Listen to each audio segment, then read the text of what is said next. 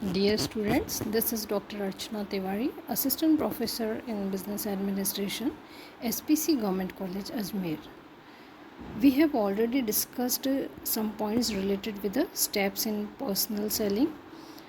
Now we are continuing with the topic and we are taking the next point related with the personal selling process. The points we have already discussed are pre-sale preparation, prospecting, pre-approach, approach.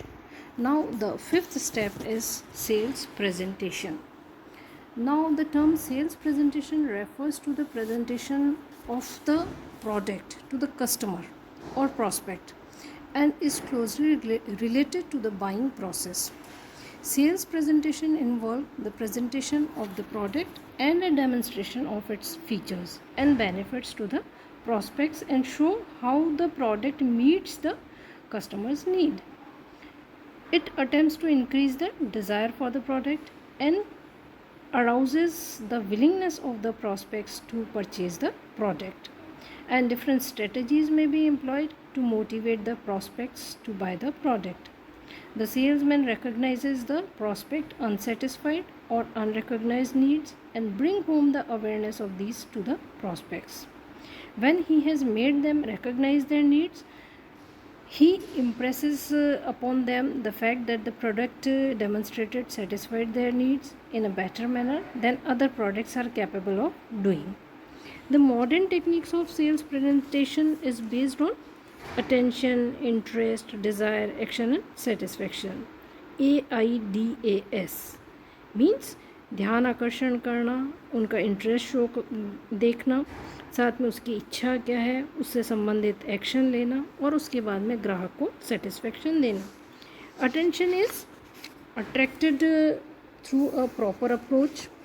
Many devices are used to arouse and increase interest in a product. This is done through an effective sales interview. Desire is a creation by pinpointing the unrecognized needs for the product. The salesman generally uses three approaches to sales presentation. Number one is canned approach. In canned approach, memorize sales talk covering the main points based on stimulus response thinking. Another is need satisfaction approach. Need satisfaction approach uncovers the needs of the customer by encouraging him to listen by the exercise of problem solving skills. And another thing we can take in next step is handling objections. Sometimes customers raise some objectives to the product. The objections or resistance may be psychological or logical. Psychological resistance relates to interference, preference for established products or habits and traditions. The customer may be reluctant to give up the old product and adopt the new product. He may have unpleasant association with other persons. Next step we can take is closing. The salesperson should try to close the presentation at the earliest possible moment to avoid the emergence of any reaction to the product. He should be expert enough to close the sales talk at the right moment and ask for the order. He can ask for the order, help the customer to select a particular product and offer special inducement to close the sales. Now the last step we can take in personal selling is follow up, यानी कि अनुवर्तन. Follow up action begins when the prospect signs the order and asks for the delivery.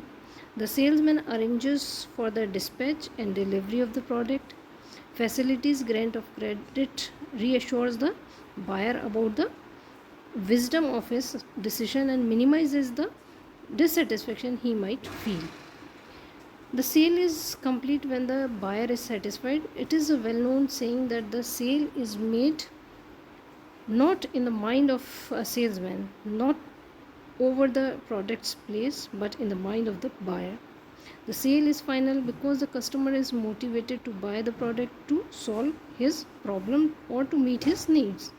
And the follow-up action also provides feedback to the salesman because it gives him a chance to evaluate his actions and persuasions. So these were the steps related with the personal selling.